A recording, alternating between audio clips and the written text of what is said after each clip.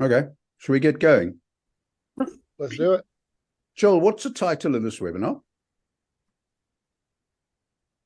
Motivational interviewing. What would Carl Rogers think? Okay. Something like that. And Joel, I suggested that we try and say simply up front, what is motivational interviewing and what is client-centered counseling? And that was the question which the rest of you just bucked. And I ended up having to do it, right? Which I think is very unfair, okay? But I'm going to try now. Chris might be willing. Maybe you could just get us started. I'm sure we will all have plenty to say once the wheels get I'll turned. tell you what, Chris, why don't I try with motivational interviewing and you try with client-centered counseling? But we just pause between them in case any of the others want to add anything to what I say or and then to what you say. How's that? Sure. Okay. Give it a try. So motivational interviewing is a style of conversation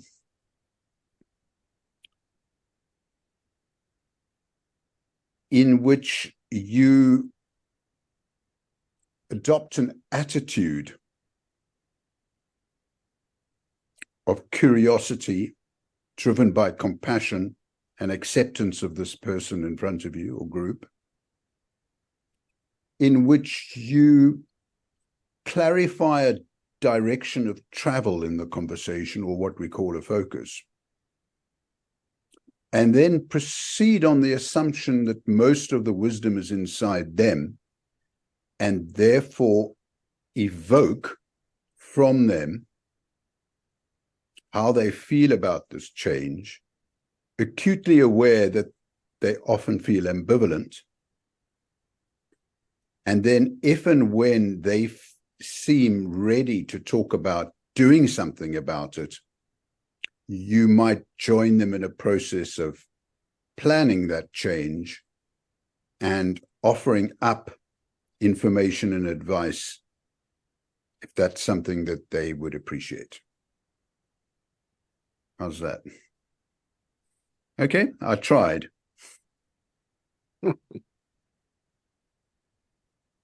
I like your description of MI. I'm not sure if it covers all of what other people call MI. So what if I tried this? If I try to boil it all the way down, MI allows us to sidestep or diffuse the cycle of pressure and resistance when talking with people who are ambivalent about change, and helps them resolve their own ambivalence in the direction of change through focusing on and drawing out their own values, goals, and strengths. Love it.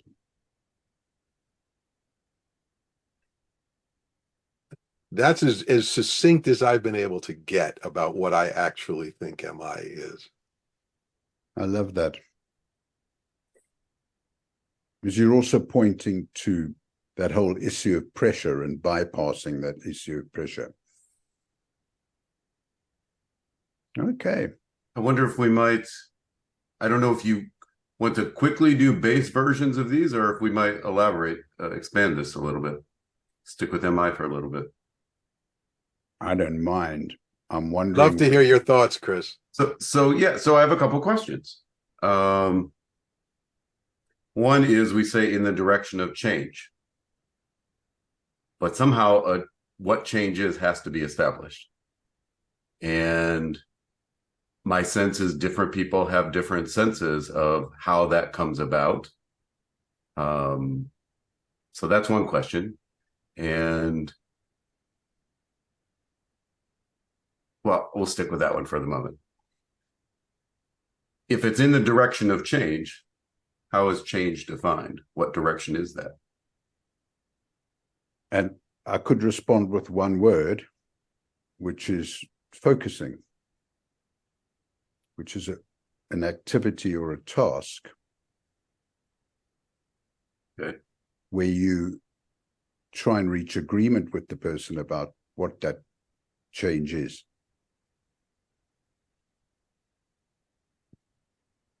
I think kind of historically, motivational interviewing would focus on what the person wants to change, how they want to do it, when they want to do it, and even if they want to do it. And that's where, and supporting autonomy has always been a big part of motivational interviewing for me. And a very appealing part of it. So in some ways, motivational interviewing to me is providing an opportunity for the person to decide what it is they want to change or have different in their life, and come up with their own arguments and reasons to do that based on what's important to them. Not me coming in and trying to install these arguments and reasons on why they should change because of what's important to me. So there are Or some feeling the need that it's my job to fix somebody. absolutely. And there are these ethical challenges in the process of focusing that often can't be avoided, because I might sit with somebody and feel this is probably a worthy direction of travel. I can't honestly say that it's always about only what they think is an appropriate direction of travel. There can sometimes be potential for disagreement, and the skill of focusing is precisely the ability to form a good connection and engagement with somebody such that you can raise a possible direction of travel and eventually agree. Okay, and then if there is that sense of agreement, then you can proceed with mining their wisdom, so to speak, about it. Okay. So I love that. And I think we're already bordering on the topic of contrast between MI and client-centered or person-centered counseling, because I think the process you just described, Steve, is quite different from the way a person-centered counselor would conceptualize their way of starting and joining and moving forward with a new client. And doesn't that invite us now to try and capture what client-centered counseling is? Let me just make a mark about the one part of that I want to come back to a little bit later then. Yeah. Because what I'm hearing you say is focusing involves developing a collaborative partnership to move toward in a particular direction, either toward a goal or toward an outcome, or just forward movement in a direction, even if there's not an end goal defined. And it's an active partnership of both people then working together. And you said some of the skill is negotiating, finding what is this thing that we both feel we can work together toward. Is that correct? And it sometimes starts off a little bit vague, but there's agreement, and then it can get a little bit more specific as the conversation unfolds. Mm-hmm. Black and white, we have a goal to work towards. It's often an unfolding, like a flower opening. But I would also underline that word negotiating. Yeah. Because again, I think as we're thinking about the overlaps and contrasts between MI and person-centered counseling and a more purely Rogerian sort of method, I think that word negotiation really is I would see it as a dividing line, as a distinguisher between the two methods. That's very helpful. A fella came. I think it's one of those distinguishments. I didn't say the only one, but a distinguisher. Yeah, I know. Yeah. I mean, someone got referred to me today with a specific problem and walked in with that specific problem.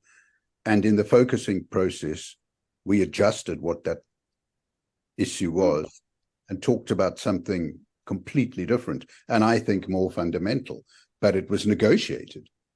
It was negotiated with sincerity, authenticity, compassion, kindness, but it was completely different to the reason why he walked in and why he was referred. Sure. So it's a continuum, and there's a sticking point. I'm going to name what I think the sticking point is, and then we can decide whether we want to hold that one for later. Okay. The sticking point being programs having a goal existing before people have even walked in the door, right? Other people have walked in, but before a given client walks in the door. And a kind of sticky point being, what if we see something that seems beneficial for the client and they're not really so up to focusing on that now? And I don't know that this is, Steve, in any of your work with MI, but I hear people talk about MI sometimes as, I use MI when I want to try to convince the client to do something that I think they should do, or we think they should do, or is better for them. And maybe there's still a negotiation of then do we do MI, but the impulse of direction is coming in. That's very unfortunate. Okay. Yeah. Well, let's swing back. So, Allan, you're going to really have to help me with this, or Joel, anybody else. But so client-centered counseling, classic client-centered counseling, first of all, I think was different things at different points, right? So it had under Carl Rogers had about a 40-year development period, 30 to 40-year development period, and it unfolded in time. So we can maybe talk about some of the differences over time, but the essence of it was, as I understand it, each person is a master of themselves or of their own life. And when we meet people, they're not yet able to fully use that power to be themselves fully, deeply, and congruently, because along the way, they have met with conditional regard, things that they've been shamed for, scolded for, etc., that created a sense of internal tension and a process of people kind of having an outward face and an inward experience that aren't always congruent with each other, saying things that they think others want to hear, forbidding themselves from saying things that they, maybe have gotten in trouble with before. And the process of client-centered counseling, as I understand it, is to meet somebody human to human and create a set of conditions in which a process can unfold of that person moving towards greater genuineness, congruence, and what Rogers thought was a fully functioning person, or what other people have talked about as being actualized.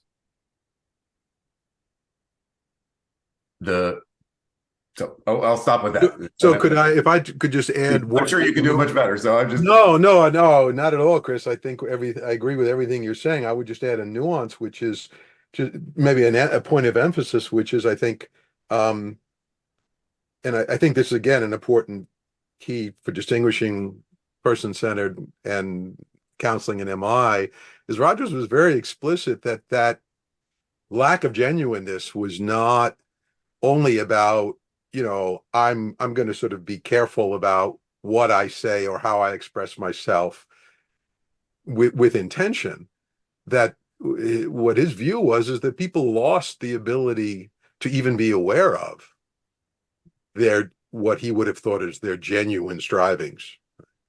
That the processes of denial and distortion, which are defenses in the classical sense of classical meaning, psychodynamic sense of things that happen without our full awareness, whose workings of which we are not fully aware, such that we often believe we are genuinely the person we present ourselves as, and only the malaise and anxiety and dysfunction and broad sort of sense of stagnation and unhappiness with our life reveals that those distortions are that who I believe myself to be, as well as who I present myself as, is not who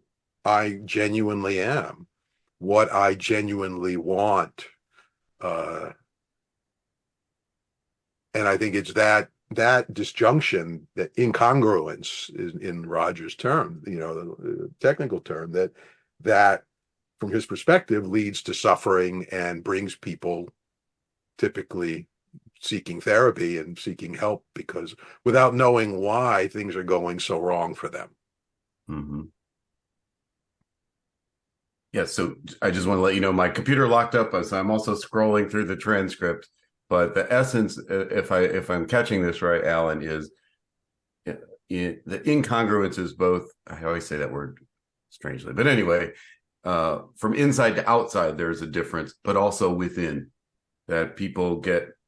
I don't know that Rogers used the term compartmentalization, but that there are different parts of self that people have access to and don't, depend, based on these, I don't even know the language, introjected kind of values or beliefs or. Yeah, exactly. Conceived values as So then, as I understand it, Rogers believed that if you simply set up a condition and a relationship, and this is one of the places where it differed over the course of his career, in which a person feels accepted, valued, heard, and understood, then those walls within and walls between will begin to disintegrate. The facade will go away, et cetera, and the person will genuinely inhabit their being, and be more of their true self. So again, different terms over time, but true self. And that then out of that, they will make choices readily that align with who they are and what their values are without needing us to do the work with them. That's very good. Or for them. That's Or do the work for them. Yes. And so as I started thinking about this a few days ago, I was thinking, well, it's the non-directive versus all the different words MI has had: directive, semi-directive, directional, with goal orientation. The words keep kind of shifting, I think, trying to find what's the best frame of that. And it kind of came, my sense after reflecting a little bit was, I don't really think that's accurate, that I think Roger's work is non-directive about choices, what people would do, but he seems very directional to me on how people should be. He has a very clear concept of what a fully functioning person is and a number of attributes and processes that go along with that. And in his work that's the direction things are moving. It's not a behavioral thing, but who people are or how people are, I guess, more than who. And MI seems to flip that around to me, which is MI is really not interested in kind of how you are as a person, who, trying to even look at, are there problems with that? It kind of accepts at face value what somebody presents as their view of their life. And so it's non-directive on that part, but more directional on moving toward a goal and helping people define their goals. So I don't know if that made any sense. And can I raise be very interested to hear what Allan and Chris think about it, because for me, the two of you were the inspirations for this. So I've never had the opportunity of actually asking you, which is very arrogant, really. But we made a shift. Originally, MI was focused on addiction behavior change. Then it was focused on behavior change. And now change, not necessarily behavior change. Now, doesn't that bring MI in much closer alignment with client-centered counseling? And even growth now tipping the hat towards growth. In my review of the new version of the MI book. I didn't see a lot of development of that, but the door has been open to consider that as a future direction. I think that's a really, yeah, I think the additional of the word growth to the title and sort of the expansion of the purview of MI in that way was certainly something that I appreciated and was glad to see. And I think at the same time, if I were to ask myself, when am I apt to do MI with someone, and when would I be apt to do something else, which would not be pure person-centered counseling, but a much more depth-oriented, exploratory kind of therapy? The simple answer would probably be if there's something that this person feels stuck in, wants help in changing, or is considering changing. If there is a target, if there is a focus, even if they come in and we redefine it. And I really appreciated, Steve, your opening example of the way a focus can be renegotiated, that what the person thinks is where they're stuck is often not where they're actually stuck. And as you talk together with them, they begin to recognize or articulate, they thought they were looking for help with this, but what's really going on is something like, I'm struggling with this. But even that, in those scenarios is where I think I'm thinking of MI.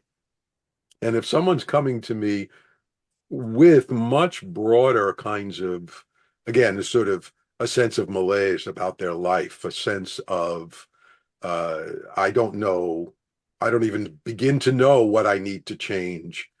I don't even like the idea of change, of thinking about changing something that already feels artificial to me. I just feel like I'm at a loss. I'm not doing MI. Right? I'm thinking in a much more sort of person-centered counseling, exploratory sort of approach. And I think that is something more like what we usually think of as growth in the classical sense of, I don't have a particular goal. I just want my life to be better. And I don't know why my life is not good, but it's not, and I'm lost. So I still think there is a bit of a, sort of a natural shifting back and forth between those two sorts of therapeutic focuses. Oh, Steve, are you talking? Go ahead, Chris. Yeah, so I want to talk to both pieces. Steve's first question was, am I becoming more like client-centered therapy over time, or is it opening up into similar territory? Maybe is a better way to put it. And I think it is. I think that from the first edition of the book that was preparing people to change addictive behavior, I don't know the exact subtitle, to helping people grow and change, is certainly both a broadening and a deepening of the focus of MI. And in that way, I think as MI broadens, there's more, it's broadening into a territory that classic client-centered therapy has been at home in. At the same time, I have another part of me, another kind of itchy feeling that in some ways MI is moving away from client-centered therapy over time. So I could think of a couple examples of this, but one is simply like I know we're in insider kind of stuff a little bit, but in the second edition of the MI book, there were sections on when MI is non-directed. And in the third edition and after, it was non-directed was no longer a part of MI. That at some point, MI model encompassed both periods of directional focus and periods of non-directional exploring. And it seems to me that piece has been taken out in favor of this, what I call the gear shift model. I don't know if that's what it's called or that's just how it sat in my head. That What model? when we're in gear shift model, like when we're in neutral, it's non-directed considered therapy, and then we put it in gear to move forward towards Counseling with neutrality versus being in gear. That's yeah. I like that. Okay. And I don't know, I don't want to say any is better. I just think there are different ways of focusing, and I personally think you can do really depth-oriented MI, and you just rethink how you define change. It doesn't, it isn't just a behavioral goal or even necessarily a change in identity or a change in, relationship or something like that. But just the change could be defined as growing into myself or moving towards peace, or like the last decade and a half of a lot of therapy has been around acceptance. And I think you could say acceptance is a kind of change. I want to define my change goal as becoming more accepting with my life as it is. And I've worked with a number of people with chronic diseases where that's really the focus. There really isn't a change to make other than to stop fighting, with acceptance of how things are now, move to that, be at peace, and then live a life that is more what I want. Superb. I wonder if I could ask you the maddest question of the evening. Oh, I got to hear that, Steve. Yeah. And then it would be quite interesting to sort of circle around to the question, which is the title of the seminar. What is the difference between client-centered counseling and existential therapy? Oh, that's a I'm whole. definitely looking at Allan on that one. You summarize that, Allan. So I think I'll try to be really brief. Existential therapy really does start from a certain set of premises about existence and about and assumes that, when you sort of get to the heart of things, the existential realities of death and our knowledge that our lives will end, finitude and limitation, the anxiety or angst that is generated by those awarenesses, those are the things that really drive a great deal of suffering, is the efforts to deny those existential realities. And I think existential counseling really, in a way, is more like it has more of a set of ideas about here are the causes of suffering, and here are the solution. Here are the ways to help people,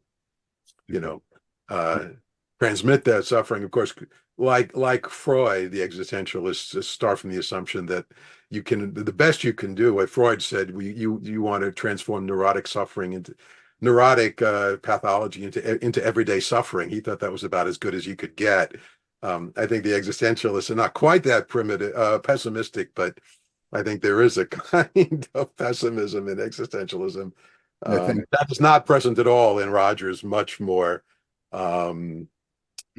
hopeful, I think, and positive vision of human being. And one of the connecting threads to existential psychotherapy, client-centered therapy, and motivational interviewing therapy has to do with personal values.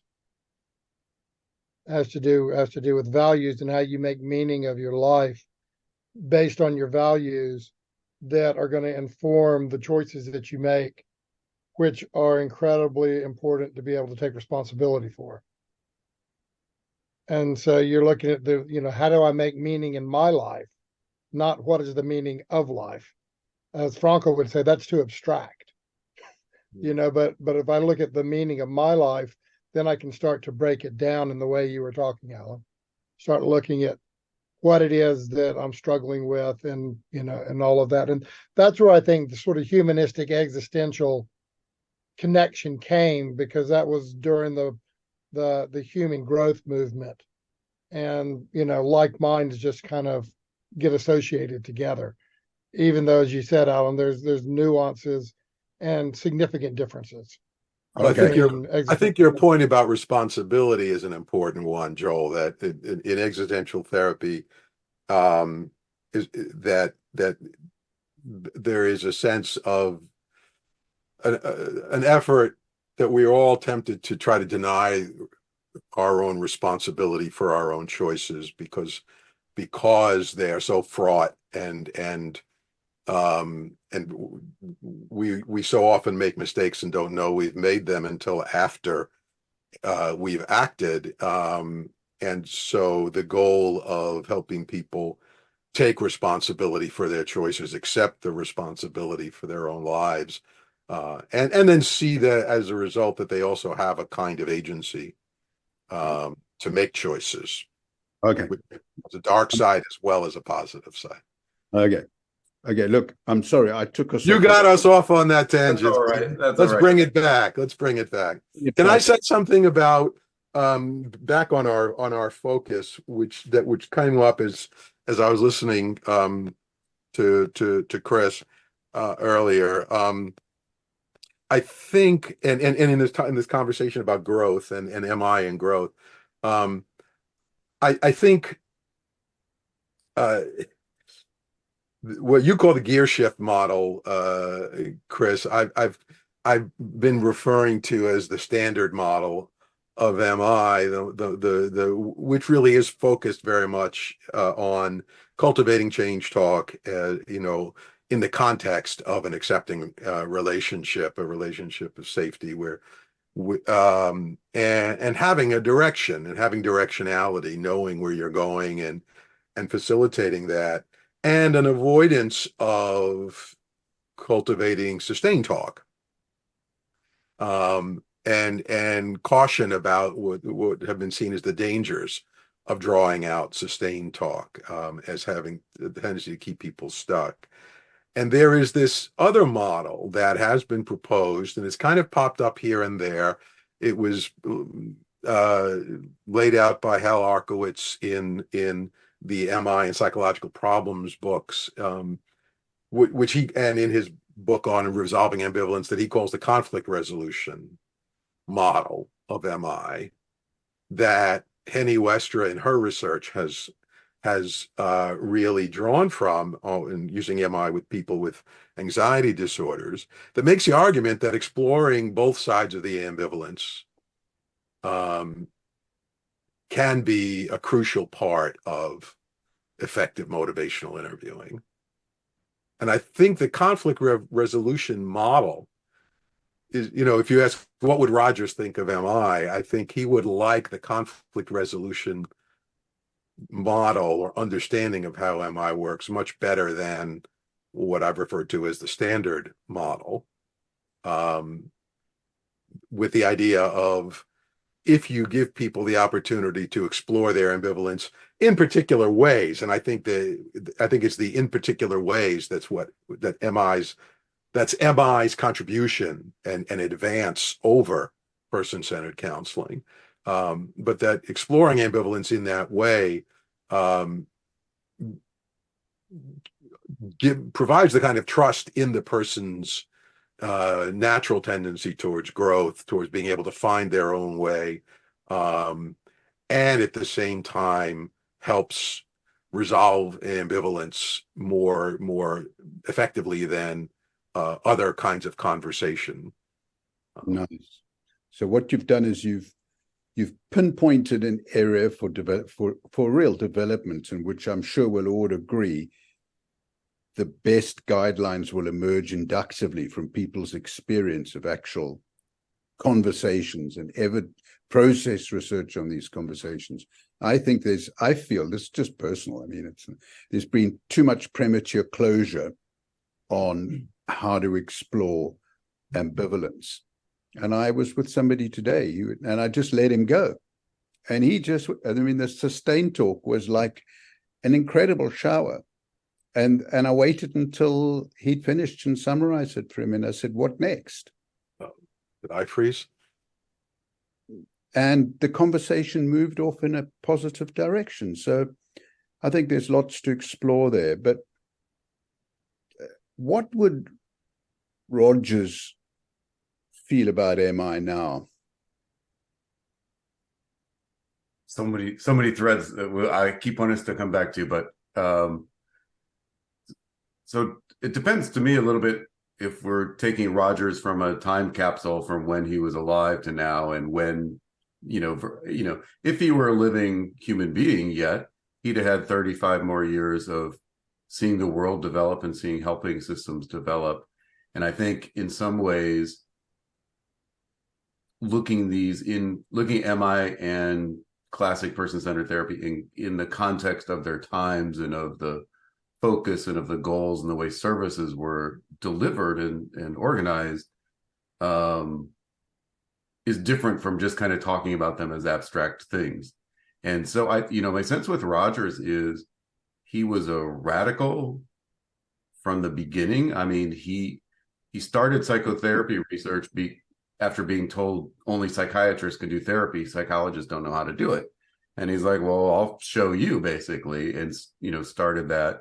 And it seemed to me he kept unfolding over the course of his life to a model where it's about, I don't know if empowering people, to use MI language, but is about more egalitarianism and less hierarchy, less people standing outside of others and being experts on them.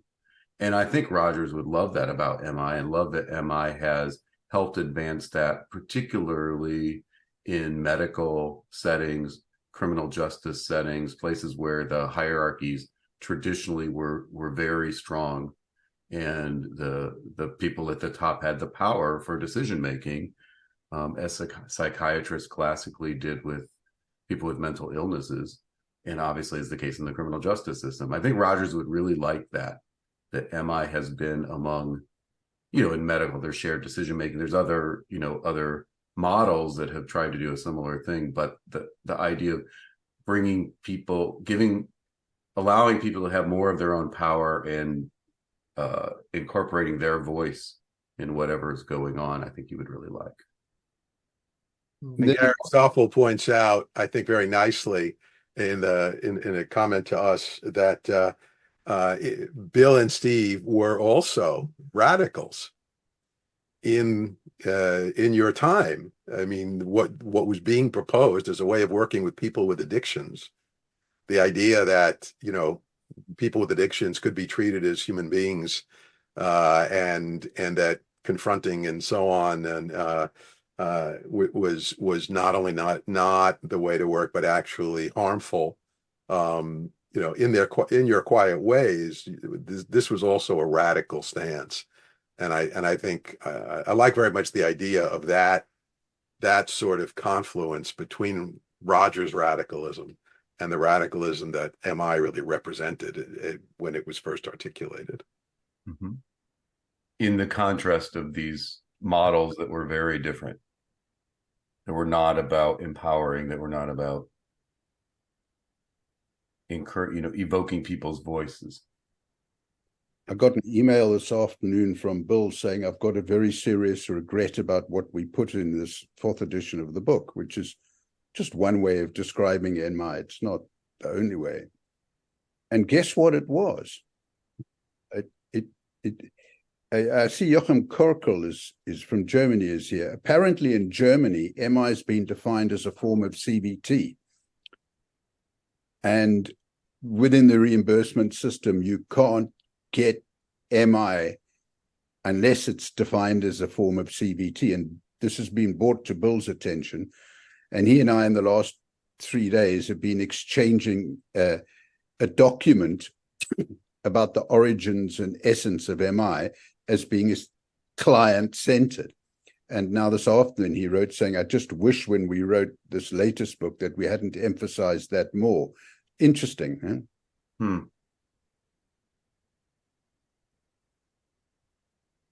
I was thinking about in my head, if we maybe we ought to do this, get some audio of Rogers or an expert in person-centered counseling and code him, because there'd be loads of reflections. It'd be really low and softening, sustained talk, probably almost neutral in cultivating change talk, if not low, high in empathy, and partnership would probably be, because of the stance of the person-centered therapist. They're not trying to create a partnership to engage the person, and they're thinking about how they're going to do this. It's not an active process. I think person-centered therapy would not, by the current metrics we have in assessing MI proficiency, wouldn't come close to being motivational interviewing. Well, I think it depends on which variables you focus on. So we did We did a study. We didn't publish it. Probably should, but anyway, looking at a number of approaches by video demonstrations, Rogers and Miller came out really quite close in their style, certainly the reflection to question ratio. The biggest differences were amount of speaking time. Bill was higher than Rogers, so it was more involved, which I think is what we were talking about, not so much a companion as much as a collaborative partner. There was more focus on change talk, not surprisingly, when we coded that. And there was a future versus present focus, which I think also helps differentiate MI from client-centered, classic client-centered therapy.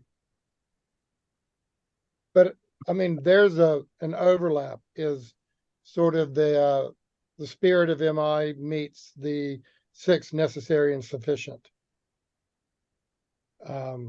Just drew a blank. Conditions. Thank you, Chris. Conditions, right? But all of that is how you are with the person and what you're trying to create for the person to be able to do some self-exploration. Yeah, I think, just on the context piece, we live in a different world where the amount of time is less. We're pressed for more efficiency, for more demonstrable outcomes, in more structured settings that are often, specific to a problem or a change or a way of organizing work in individuals, couples, groups, etc., than when Rogers was practicing, when it was kind of figured out as you go along. To pick up with the rest of the Rogers thread, just so we don't lose that, well, what do you think of MI? I think he would really like the empirical basis of MI, how much research is done. I mean, he was very committed to that. And I think at the same time, he would try to find a word decry is the word that comes to mind, how much the focus is on outcome studies and how little focus there is on process and the interpersonal processes. Because I think one of the big overlaps of these two approaches is that interpersonal process element. And at least it seems to me, he would look at this, maybe it's just my own projection, and say, why aren't we studying what's happening between people? Why aren't we studying, like Allan's thesis dissertation, I forget what it was, years ago, how did the clients perceive an interaction? What did they take away? What stood out for them? The thing I think I got most from MI is just that sense of really tuning into whoever I'm talking to in the moment and riding the ride with them and not being up my head deciding what do I need to do to try to influence them, but helping find it together. And it just seems like there isn't funding for that, or there isn't interest. I don't know. We have like 2,000 randomized controlled outcome trials or something. Several dozen maybe process studies. And I completely agree with you on that, Chris. And I guess I don't want to seem like I'm doing a commercial, but for Henny Westra and her research and her work, because she is one of the few who has, alongside her outcome studies, have also had an ongoing program, her and her colleagues at York University, on process research, specifically looking at the client experience of MI and on what's happening when MI is happening. And it's not a coincidence, because those who know, York University is the center of experience, Les Greenberg and experiential therapy, which is part of what has been called one of the tribes of the person-centered world. And I think they have that culture there to do exactly the kind of exploration that you were just referring to, Chris, that we need so much more of. And I think that that us in this discussion, as well as a lot of the people I can recognize as participants, would agree that this has been almost like a wave that overcame the field that we feel was unwise. And if you ask me what bit of writing I ever did that I'm most happy with, it was a paper called Enthusiasm, Quick Fixes, and Premature Controlled Trials, which I wrote as a commentary in 2000 or something, after the first meta-analysis. And I felt then this was and it's our fault, I feel, because we had too narrow a focus on the purpose of MI is to change behavior. And of course, we then reaped the punishment, not the reward, of an obsessive pursuit of controlled trial evidence. So I think we agree that, don't we? I mean, yeah, I don't know how much is on your shoulders. I mean, that's the zeitgeist. That's the times that we've just, I think, are starting to move out of, but we're moving through at a minimum of, all of the attention going to horse race kind of studies or just demonstrations of, can this do something, but without really knowing why or how, means we're really lacking. And it means as you continue to develop a model, you don't have the data that would really benefit you in continuing to develop the MI model, because there's not enough research going on. I do think that we sometimes we get a little too narrow in our focus and don't pay enough attention to related research that is going on, that almost sort of adjacent to what would be MI process research. So Robert Elliott's interpersonal process recall research that he talked about at PCE last year, and he has he's been doing that for decades. I came across a study very recently that used a completely different language to talk about ambivalence markers. It was in a CBT context, and looking at the process of what happens in a therapy session where a client either expresses what we would call change talk, says something like, I really feel like I want to be more assertive, it was the example they gave. I'm really tired of just quieting my own voice. And then in some cases would say, but then I'm going to feel really foolish if I do that. And they call that an ambivalence marker. And the other, I can't forget the other term they use, but for the first kind of language, they call it something like a movement marker, like a innovation marker or something like that. And what they found, fascinatingly, was that ambivalence markers, meaning sustained talk coming immediately after change talk, is associated with worse outcomes. So it's that the oscillation that Bill and Steve were writing about, so decades ago, about what you hear when people are ambivalent, oscillating between the two, that genuinely does seem to be destructive, sort of keeps people stuck, versus when they articulate a moment of innovation and don't immediately follow it with the other side. Where that's associated with much better outcomes in a variety of ways in the next session, lower symptoms in the next session, and things like that. So I think there is some research out there that we could be drawing on that can help inform our understanding of what we are doing. That I think, go back to what would Rogers think? I think he would say anyone who's doing any of this kind of process research, this is all valuable. It's not, we figured out a way to do it, the Q sort and the different methods that he came up with, but certainly that's not we need lots of ways of understanding what is the client's experience of, what's happening in the session, and how does that then relate to what happens after the session. Well, the other thing that struck me, kind of as a divergence is, and I shared this in our email exchange, is that person-centered therapy isn't a brief intervention, right? People were going to therapy twice a week for 20, 40, 60 sessions. Well, but sorry to interrupt, Joel, but you have to remember, talk about context. In the context Yeah, of yeah. the times, a 20 to 40 session therapy was a brief intervention, right? Because the contrast was with psychoanalysis and, twice a week or more for years.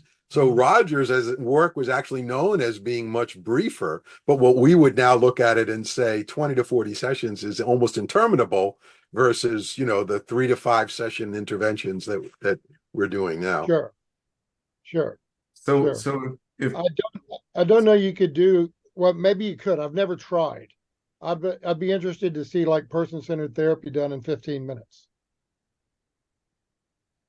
I don't think, given where Rogers was going with the approach and where they were aiming for in terms of becoming a fully functioning human, it would take a while. But that's a very, yeah, it's a very there's a focus there, but it's not specific. one of the Whereas differences, MI is a very specific. yeah, one of Go the ahead, Chris. differences in our context again is that I know MI is broader than psychotherapy, but therapy and counseling used to be conceived of as an intact journey. There's a beginning, a middle, and an end. Where we're much more in an episodic care era now. Or come in and let's deal with this part of it. You're going to go have your life. You may come back to me. You may go somebody else when you want to kind of take the next step, as opposed to there's a start, a middle, and an end. And so I do think, MI provides the tools to be much more efficient by narrowing the focus to what's most important to the person seeking help or being sent for help right now. And that can then open up or unfold either by extending our time together or by, over multiple episodes. And I think this is where another place where MI has kind of moved away from what Rogers was moving toward, which is around techniques. So, or the other way around. Rogers had really got to the point where he so disliked even the idea of techniques, the idea of reflection as a technique or an open question as a technique, just were anathema to him toward the end of his life. And MI come in and really embraced these as saying, you could, the way I hear MI is that you may be sufficient to have conditions where you're sitting with somebody and being heart to heart with them, but actually if you use these techniques, you can move things along quicker to an end that they desire, and that is better. And I think, it would seem absurd to me if somebody was wanting to quit smoking or came in and said, I just can't go on drinking like this, to do person-centered therapy with them. It's not what it's designed for. It's not what it's designed for. And I think we have pretty good evidence that it doesn't work. When you've got, especially the things that MI was originally designed for, habit change, essentially, whether you think of drinking and drug use or smoking or health behavior, other kinds of health behavior changes. I think in those kinds of areas, the efficiency, the focus, the specification of technique results in a much more effective way of helping people. And I say that as somebody who still very much loves person-centered and exploratory therapies, but I think the great advantage of the advance of MI is that we have different tools for different kinds of problems. Whereas before it was really the old, you've got a hammer so everything looks like a nail sort of approach. Mm-hmm. I was just looking at Gary's question around the therapist factor, such as empathy, acceptance, and congruence, and how there's overlap.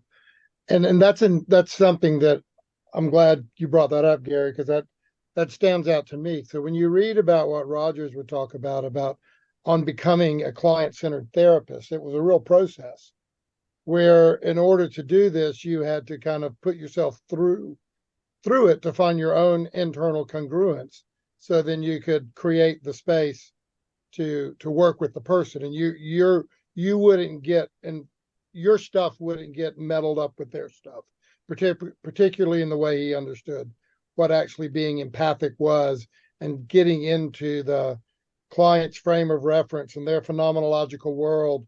And you're there as a visitor. You're not there as a participant or there to move things around. And I go out and teach motivational interviewing in 2 days to people that don't have counseling backgrounds. And so I think we're talking about two different things around things like genuineness and acceptance, and even expressing of empathy from a Rogerian perspective to a Bill and Steve perspective. They're the same thing, but there's a little more emphasis put on the helper's personal development. Well, I think what's really cool, one of the really cool things about MI is that you can do a workshop, teach people, and hopefully some follow-up, some coaching, some opportunity for integrating what they've learned, and set them loose on in doing the work, and they can be more helpful than they would have been prior Sure. to that. And at the same time, I would say, when I've done, in the coaching, in supervision, and guidance that I've done for MI practitioners over the past, decade or two, where, that's a starting point, right? And if you want to be really good at MI, I think what it takes to be really good at MI, it begins to converge with what you were just describing, Joel, which is developing your capacity for a deeper level of empathy, a deeper ability to maintain a prizing gaze, the term that Rogers used, alternatively to unconditional positive regard, that I love best, because I think it's that gaze that we look at when we're looking at someone we love, and we're seeing through the eyes of love, which is what I think fundamentally unconditional positive regard is, and what I think an affirming presence really is, and I think it's what we need to do in MI as well. And to be able to do that, and to be genuinely have that genuine level of equanimity, of acceptance that the person may choose not to do the things that you might think would be in their best interest, and that you can be fully okay with that, even if you believe in your heart they might have done better had they made a different choice. I think it takes a long time to be able to do MI in that way, but when you develop yourself in that way, you can be much more powerful as an MI practitioner, more effective, and move faster. Interestingly, you become more efficient as well as more impactful. Yeah, I found it incredibly helpful a couple of years ago when you highlighted this prizing element, and you talked about, in a way, offering up rather than handing down. And I've noticed with school teachers and sports coaches, it's in my last 10 years, how incredibly valuable is that distinction in the delivery of an affirmation, or in the offering of information and advice. It's, I wanted to thank you for that, Allan. I just found it so helpful. Thank Rogers. One of the things that I think Carl would wonder about is how the phrase person-centered has become so big, right? We have person-centered services, we have person-centered that, and they're not even talking about Rogerian psychotherapy or anything about it. They're just talking about, we listen to our patients, our clients, and we think about them, versus it's something very specific. And I think for a lot of people, and maybe it's just because I'm getting older, a lot of that is getting lost in terms of what actually is what does it mean from a Rogerian perspective to be person-centered, kind of like strengths-based, right? And it's it's really changed a lot from its inception back in the 70s, I believe, in terms of what it is. And as Steve, you just said, motivational interviewing gets spread pretty thin sometimes as to what exactly it is.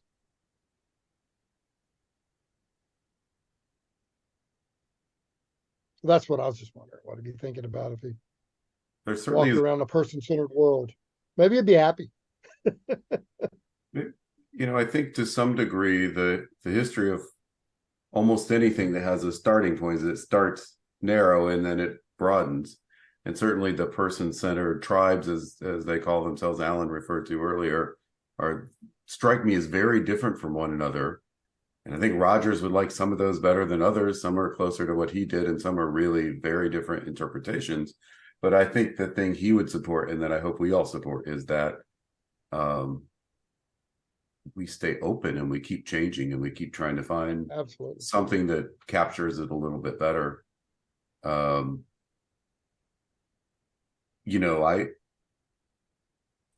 We still use the terms that Rogers eschewed toward the end, right? The reflection, the open question, thinking about using these as techniques, teaching them as techniques.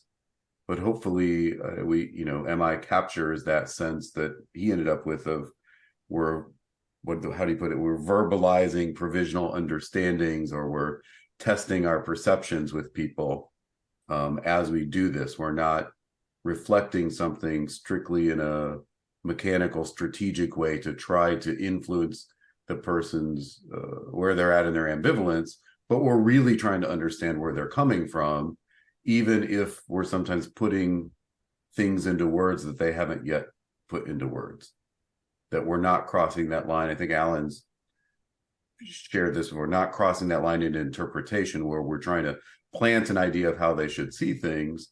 We're just trying to reflect something that is their experience, whether they've come to that verbalization yet or not. Yeah, and I think that what you just described, Chris, is something that I think we've all seen. I'm assuming we've all seen some trainees and new learners of MI struggle with this sense of, I don't want to be putting words into somebody else's mouth. Am I being intrusive if I go beyond the things they say? But I think this is very much a place of confluence between what Rogers and what he described and how we think in MI, even though the language we use is a little bit different. That idea, you referenced the construct of the internal frame of reference, Joel, this idea that our goal is to imagine ourselves into the world and the experience of the other person as if we were sort of walking around within it.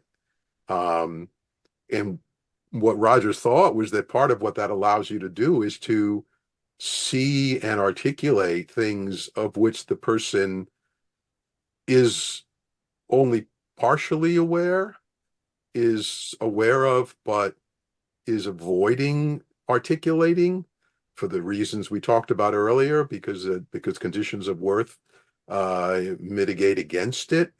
And that we can sometimes express things that the client will recognize as theirs that they have not been able to find the words for or haven't quite formulated yet. And I think that depth of empathy is powerful in MI and in person-centered counseling. Now, look, Steve. Yeah, and I have a guess about where Steve's going to go with this, but I'm going to wait and see if I'm right.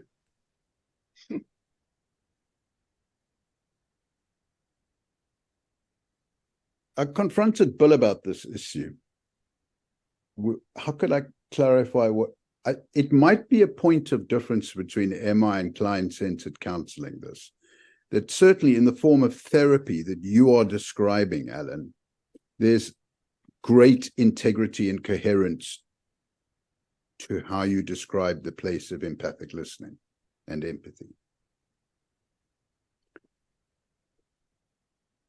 Then if you fast forward into the hurried world of MI in healthcare and all sorts of environments, and I just leave MI out of it, I'll come back to MI in a moment.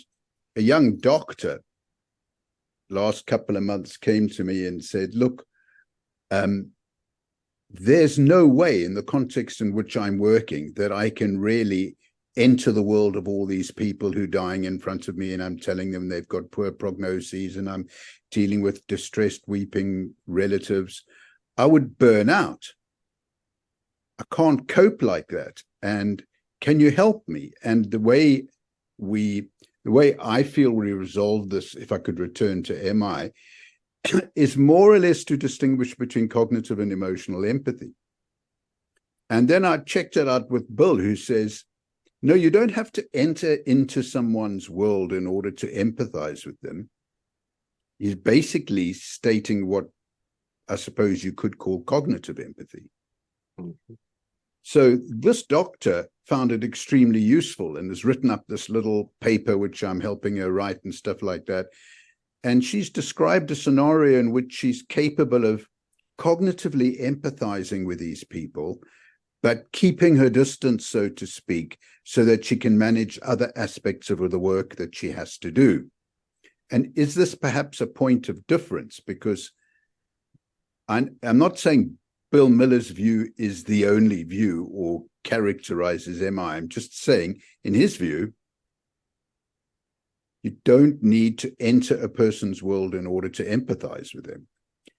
And I've noticed inside myself that I feel protected by that awareness. And I'm worried about getting burnt. And I have been burnt out 20, 30 years ago. And I think this was one of the reasons. So I'm worried about, not in a form of therapy, but I'm worried outside of therapy of this concept of empathy being people worshiping on the altar of this concept of empathy as if it's, the magic ingredients and solution, even to kind of resolving international conflicts, when it's a little bit more complex and not so easy for people, not necessarily so functional. And in the case of wider geopolitical conflicts, people over-empathize with their own people and fail to empathize with others. You can. Right. So I'm worried about oversimplifying empathy, and I'm suggesting that this is a point of contrast between client-centered counseling and MI. So it might be, but I think it's also a point of contrast just within the umbrella of MI, depending on what role you're in, what setting, the amount of time you have, what the specific goals that you're using MI for, right? Because from the very outside, MI was used as an engagement tool into other therapies, as well as to then a helping thing of its own. But even if you're using MI in a helping model, if you're a physician, circulating on the wards, dealing with people who are being, told their condition is terminal, and you've got to keep moving, what MI is to you and how the goal that you would be using it for, the purpose you'd be using it for, are different than if you are doing outpatient ongoing psychotherapy, or you're working, doing residential work with somebody. I agree completely, Chris. I think, I don't think, and this is a discussion that goes also back a couple of decades, right? I don't think everything we call MI is the same. I don't think what I do when I'm doing MI in the psychotherapy context is the same thing as what people do when they are doing MI in a busy hospital setting.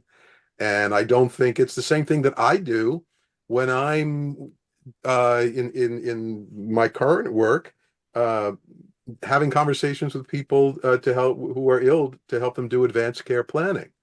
I think not, or certainly not what a dentist would do with the patient when they're talking about tooth care. And not only is it for the reasons that you described, Steve, on the provider side, but on the patient or client side. If you walk into a doctor's office and the doctor is doing deep empathy with you, you're going to probably be weirded out. It's not what you're looking for from that in that setting. You didn't go in there expecting somebody to be seeing into the depths of your soul. You went in there because you were feeling sick, or you had and you wanted help from them with that. So I think whether we say it's different ways of doing MI, or whether we should be making distinctions between what MI is in these different contexts. I think MI is actually a very broad umbrella, and what it looks like in different contexts. And there's a comment about, in the criminal justice system. I would push back a little bit, and I can't help myself from saying that you can't empathize with people who are engaging in criminal behavior in the full sense of empathy.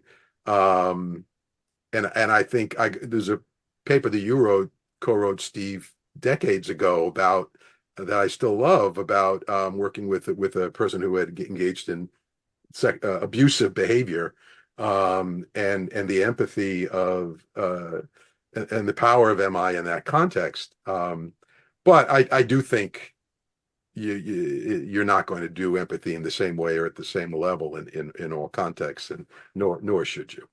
Yeah, and I've got it. One of my sons, a police officer, and just earlier on this evening, right, he's looking at a video and then comes up on the video screen, 2020. And so I walked in to prepare food and I said, "What's that 2020?" He said, "That's a signal on the video for me to take 20-minute break before I look at the next frame." So distressing was the next frame going to be. Okay. So you forget about, yeah, I think you can finish my sentence. Yeah, and I think it's extremely useful what you're saying about both of you, Allan and Chris, that there are different settings in which you use MI and different ways in which that happens, and different roles for the use of empathic listening. Yeah. So different contexts, different mechanisms, different goals, different focus. And it's where, two things come to mind. One is MI is kind of what we would call a name brand therapy at this point. And I think it's outgrown that. I think MI is, maybe the name is not appropriate for this, but it's something more akin to cognitive behavioral therapy, a broad umbrella in which, used in different settings in different ways, but with kind of a general understanding of what the focus is and the general ways that we relate to people, and kind of a set of tools that you can but don't have to use, right, in any given interaction. To flip it around, though, to think about what is the other person experiencing is still work that I really hope that we do more and more of going forward, because you and Allan and Steve, you're contrasting different provider experiences of what empathy is. But if you flip it around to the patient or the client or the person on the receiving end, it may not really matter that they hear someone attempting to understand them, and you're getting reasonably close, and you want to get closer, maybe the important things, regardless of whether in your experience you're just cognitively identifying some things or emotionally aligning, with things. I think Roger's idea of empathy being both immersive but also detached, there's immersion and detachment at the same time. You're fully in, but you gotta, you don't lose yourself in it. You never lose the as if quality. That was the other thing that he was very explicit about, that you've got one foot out. Yeah. Means something really different if you're doing kind of slow uncovering work of, embedded traumas and how that's impacted people's identity over decades, versus if you've got, there's a problem right now and somebody needs to solve it. I think it's just probably a different thing. But I do. And yet, if I could just say one more thing about the cognitive empathy versus, something like what I would say the sort of full cognitive affective, which is what I think empathy really is, a kind of both. I think very often when I have been working with in supervision and coaching with folks who are struggling with the client and not able to figure out, and again, this is not in therapy settings, I'm talking about advanced care planning, patient navigation, so medical adjacent settings, where they're feeling like they're just not getting anywhere in the conversation that they're having, and the things that the client is saying is sort of, they're not quite grasping it. Very often it's helping them to slow down and allow themselves to resonate with what the client is saying. And I've adopted the construct of resonance. I found it to be very helpful for myself and for when I'm doing coaching. That the metaphor, I've got my guitar in the background, is when you pluck a guitar string, it's the top of the guitar resonates, and how it resonates is going to determine the quality of the sound. If it's too stiff and rigid, you get no sound. If it's too loose, it sounds muddy. There has to be an ability to resonate with what the other person is saying, which I think does mean some affective availability. And particularly when there's discord and when there is stuckness in the work between us, that will often give us the information, the clues we need to understand, why am I not connecting with this person that I'm trying to help? What's the unspoken between us that is creating a barrier to them feeling accepted and safe, so that we can actually work together, in the direction of change. It's just superb. I've been getting emails from people while we're chatting, saying things like, I had to knock off, but is there some way I can access the recording? And I know because I know Angela well, she's probably thinking there's only 8 minutes left, and I'm wondering whether we should hand over the next few minutes to there'll definitely be a way to access the recording. I mean, we do the podcast and get it up on YouTube. So I'd love to say 24 hours, but we'll see how it goes. So I mean, all of our episodes are on podcasts and on the YouTube so far. So what were you thinking we should do, Steve? I don't know, I'm just noticing. Kind of wind it down. Well, I'm wanting to give some of the participants who are in the sidelines some space. Yes, I think we've been trying to address some of those that come up, but it would be great if people would pop up and share either the next thought or something we missed, or something else that they would like to have a conversation about.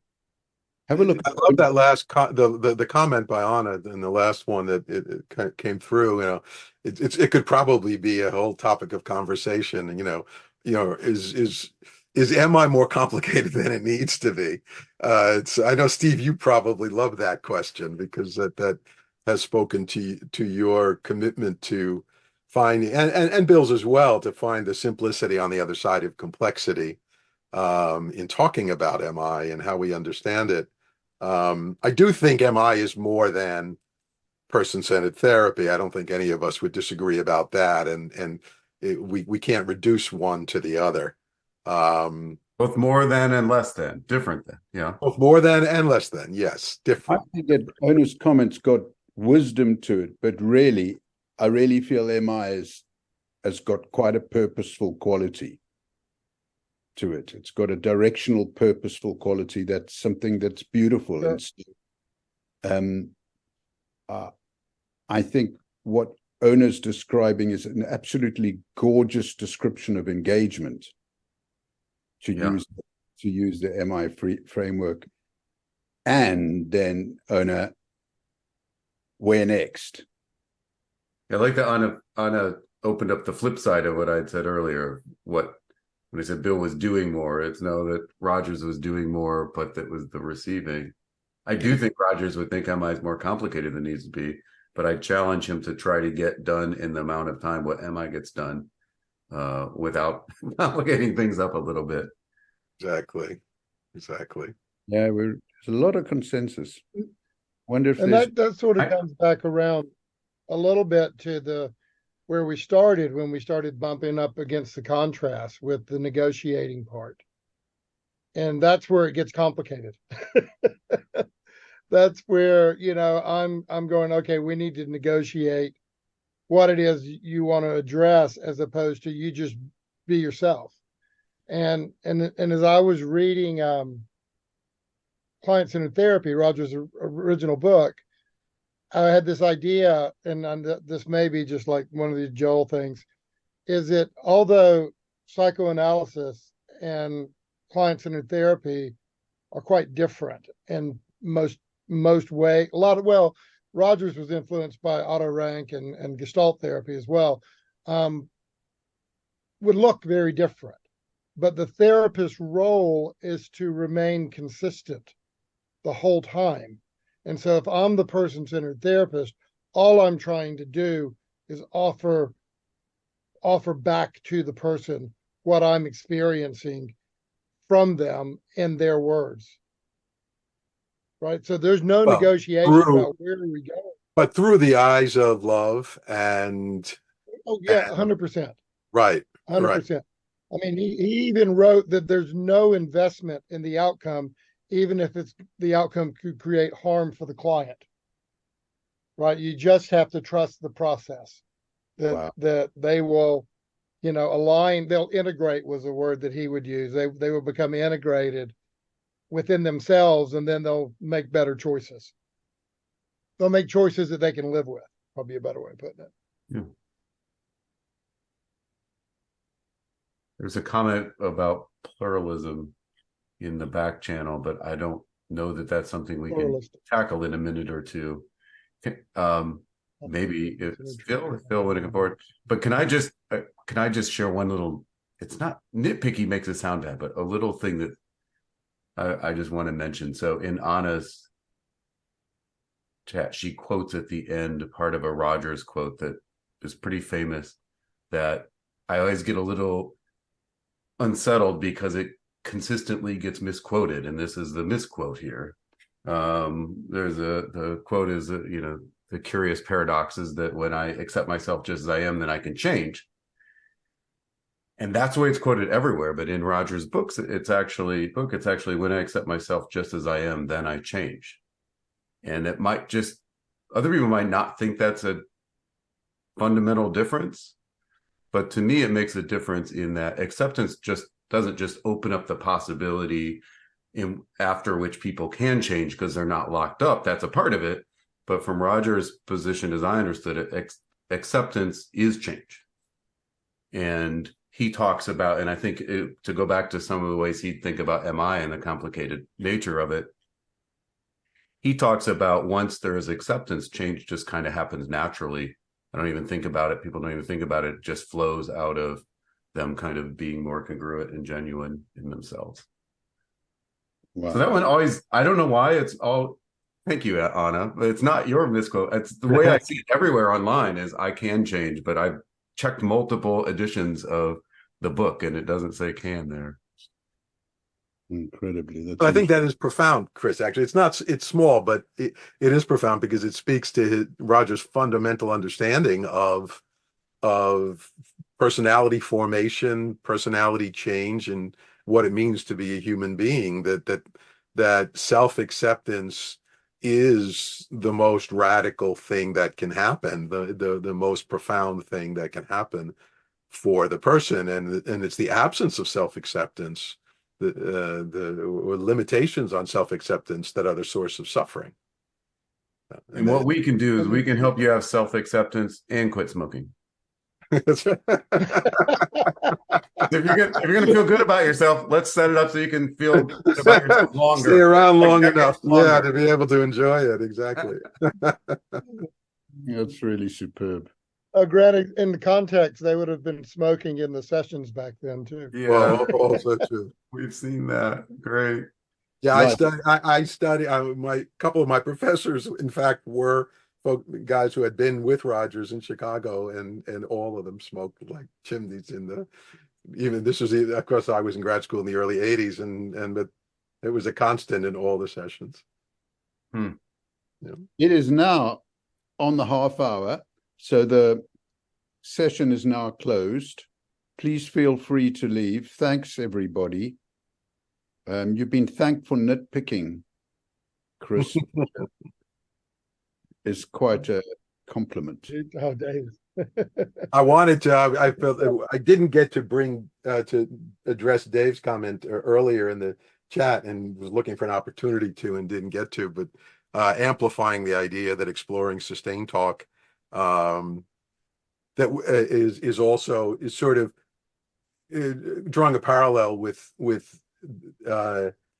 messages of positivity that lead people to be afraid to explore difficult emotions like regret, sadness, longing, and how powerful it can be to give people that space to not shy away from, or not think if we allow people, or invite people to express those feelings that we're keeping them stuck, or that we are in some way interfering with their growth. But very often it's an important part of their ability to grow from their experience. Mm-hmm. Yeah, and if I have a regret, it's ever this is just personal, Allan. It's not a party line. I very much regret ever creating the impression that MI is about cultivating change talk at the expense of sustained talk. I think it's a naive and unhelpful proposition. There have been too many occasions. I had 2 or 3 this morning. Too many occasions where if you give someone space to get it off their chest and to really describe how demoralized they feel and why, it opens up the avenue for change. And to me, it's one useful tool in MI, and we're much better off to be able to think in this moment. It seems like cultivating the change talk and softening the sustained talk, or however you might, it could be helpful. And then there are other times to go, no, this person just needs to vomit it all out. They need to say everything that's bad about this, everything they hate, and then kind of go, okay, now what do I need to do? Yeah. That would be in a more person-centered framework. But I think it's almost inevitable, right? I think, my perspective is that the idea of self-motivational, statements or change talk, and this is one of the primary innovations that MI brought to the field. And it's a really important innovation. And certainly I think for any of us who practiced and trained MI, would probably feel very strongly about that I can't imagine my practice now without that construct. Before I had it, I feel like I was so much less effective as a therapist and as a practitioner. And I think when you have something like that it's almost inevitable that it becomes, that there's a pendulum swing towards it, right? That it becomes the thing, and we then lose sight of its place in a broader context, and maybe that's what we would like to be seeing, is that kind of recontextualization, not losing it, but having it have its proper place in the broader milieu of MI practice. Allan, you're flying. It's absolutely beautiful. Because I found today that when I used reflection in response to change talk, it speeded up the process of receiving this shower and this person feeling acknowledged and heard. So it was much better to use reflection in response to sustained talk. I guess the key thing is my awareness of what it is someone was saying, that it was sustained talk. Mm-hmm. And that's very helpful. Yeah. And my awareness that at a certain point, I might well dive in and say, where does this leave you now? And where would you like to go? Yeah.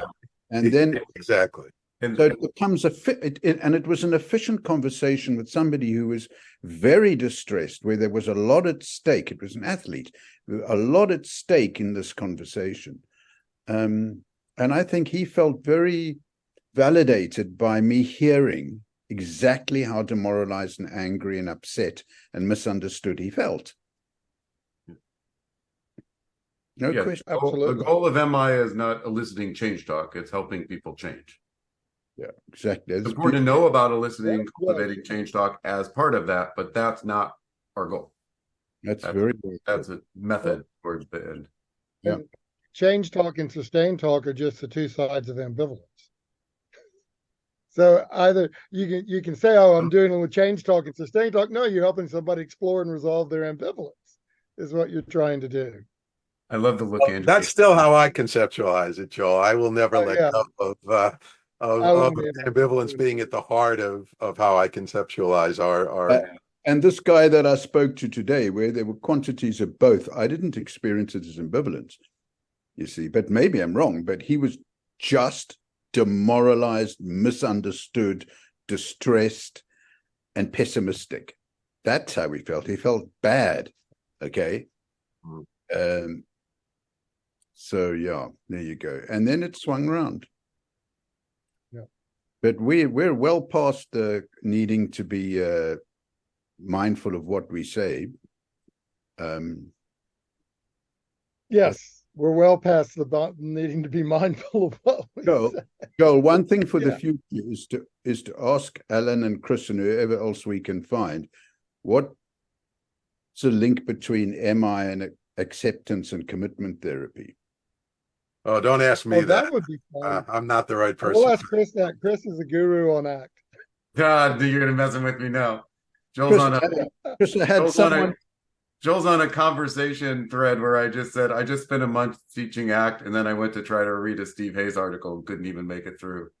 Totally lies. I'm like, what an imposter. I just taught something I can't even read. But I think we should want to give credit to, the use of the word acceptance and what do they mean there.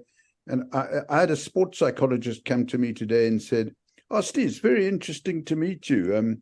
My preferred way of working is acceptance and commitment therapy. It's quite widespread, and it'd be quite nice to understand what it is that is of value in it, and how that would be a great webinar topic. Yeah, actually. well, maybe we could look at something like, people will also say that solution-focused therapy and MI are a lot alike. And I know there's, one of the differences. Solution-focused therapy, I think, is a thing of the past, really, Joel. I mean, it's just kind of, but I think acceptance and commitment therapy is very much of the moment. And we have lots of MI practitioners and trainers who do both and who really value, who see the overlap. I'm not one of them, but I know we have many, and I would love to be a part of, or at least listen to that conversation.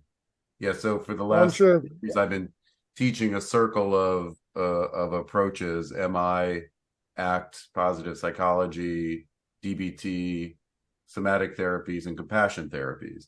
Because I got into this habit for years of only doing MI, and I just started seeing everything as MI, the whole hammer nail, like, oh, I can figure out a way to call that MI if I like it. And so I wanted to start separating these out in my mind and figure out what really are the areas of overlap and difference.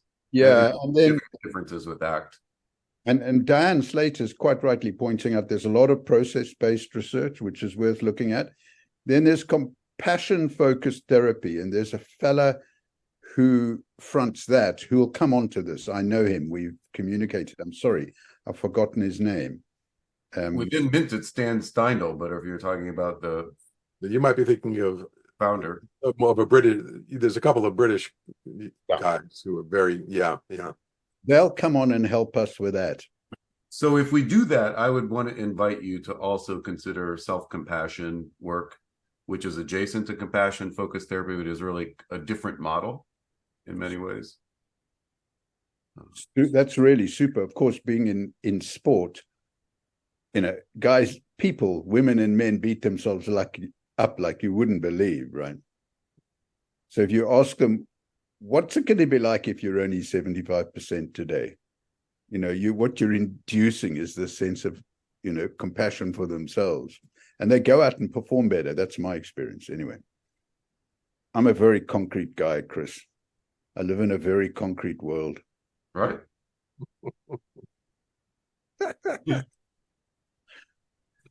All right, we gotta go. Looks like Angela already's like, all right, I'm done. She left.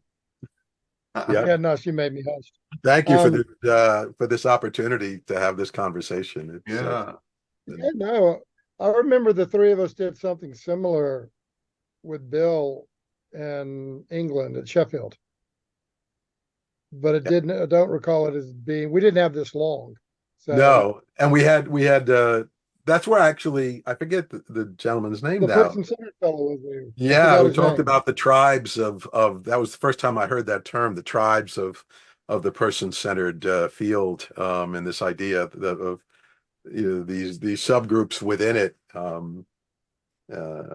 Yeah, that was fun. I mean, it's certainly been our, for several of us, it's been one of our, I think, recurring goals to continue to bring Rogers and the person-centered world together. And of course, Bill has adopted that to some extent as well by going to PCE and giving those talks. And I don't know that we've had a lot of receptiveness on the PCE side, on the person-centered. It's mixed. Yeah, the couple that I've been to and presented, it's mixed, certainly, because it feels like, I think there's a competition for turf and like, who's this? They're new, they're not really person-centered, and they're a lot bigger than most of these approaches in terms of studies and reach. I think Robert Elliott talked about at last year's PCE. He does all these analytic work on psychotherapy effectiveness, and client-centered therapy was looking pretty good. But he acknowledged that the reason why client-centered therapy was looking pretty good was that there were a lot of MI studies in there, and there was, so from his perspective, it would be included. But weren't you at one of the conferences, Chris, where you were talking about a study, maybe the Selman study, where they compared MET to person-centered, or probably more of like an empathic counseling, and somebody said, who role played the person-centered counseling? It was Bill presenting on one of Terry's study where they contrasted MI versus the non-directive reflective practice and the advantages of MI. And yeah, that was the very challenging question from somebody in the audience. So who role played the person-centered therapist, with the clear implication that like you don't really know what you're doing, you can just pretend to do it, and so it's not legit. And actually, I think there might be some legitimacy to that, not to question what Terry and others do, but again, I think in the MI world, we tend to think of person-centered therapy as MI without direction, and there's so much more and different to it. It's not even, anyway. Did he ever use the word joy? Joy? Yeah. Rogers. Yeah, or Miller. We have or Miller.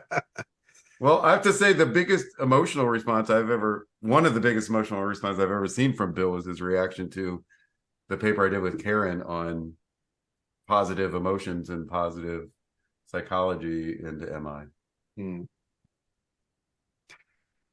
I think this, I do think there is another. I mean, this contrast is partly characterological as much as anything else between MI and client-centered therapy, right? Because Rogers, the form of the classic, Rogers response was always you really feel, right? I mean, when they did teach it as a technique, it was start with you really feel, and what really mattered are the feelings.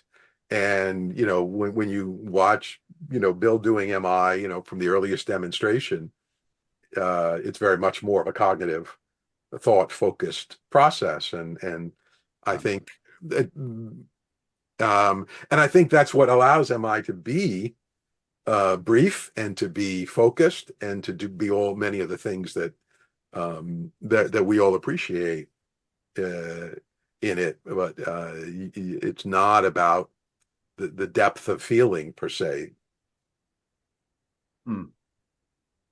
There's joy. Found a quote. All right. I love it. That's a great quote, Joe. I'm happy to stick on or go, whatever, Joel, you direct us. Yeah, I probably should go. I have a meeting that I'm late to, so, and happily late to, but that's fine. I should probably still go to it, even though this is more fun. Lovely to be with you guys. I'm going to go now as well. Okay. Okay. Thank you so much. Thanks, guys. Much for Chris. Thank you I'll for the talk to you later. conversation, Steve. It's really my experience, kind of rare to be able to have conversations with people who are founders, co-founders, co-developers, who aren't so rigidly attached to the way they see things that it kind of takes over the conversation. You can't really, it's not really a mutual conversation. It's just people talking. And it's nice to actually feel the back and forth and, you listening and reacting, even if it's, what was that face you made? It was a great face. Something either I or Allan was saying, I forget. And then It was me. It was me talking about the deep empathy. and, Oh yeah, that got me. and then the moment Entering another person's world. Yeah. Not the that I moment, don't see its value, Allan. No. Your point, I agree with completely, Steve. Yeah. Yeah. the points where you say we're not sure we did it right. I mean, it's just so good to hear, right? Because the danger of all of these things, I think, is they get locked into something. I mean, we could eventually have a splintering when you and Bill stop contributing, or we can hopefully have a way that there is some sort of umbrella that people can have different pieces under, and we'll argue, is one of your feet on the outside of the line or not. But We can have different tribes. I think I heard you say Jeff Allison was on at some point, but I missed that. Had to jump off. He sent me an email. Because there was something else we could have talked about, like toward the end of Roger's work, and particularly Gene Genlin, who picked it up. And I don't know if Roger's totally agreed with Genlin, but Genlin was saying, focus your attention on things that are unclear, where the story is vague and is not yet unpacked, because it's behind that where you can really help somebody. And it reminds me of some of what Jeff used to say about ambiguous talk, I think he called it. And I believe he just presented on that at the UK Ireland thing. So happy to see him kind of back in the mix and talking with us all. I would love to hear that. Would have loved to have heard that talk, but the idea is, part of his idea was, find those things that are ambiguous and work with it and see if you can help somebody find change talk in that. That it's not always clear if it's change or sustained talk, that sometimes it's kind of depends on how you hear it and what you unpack from it. So all right. See you, Allan. Have a good meeting. Thank you. Thank you all so much. Have a good evening, Joel. It's been a joy. Been a joy. Yeah. Hope you get some sleep somewhere in there, Joel. Yeah. Bye-bye. I already had 6 hours. Well, I went to sleep at 9.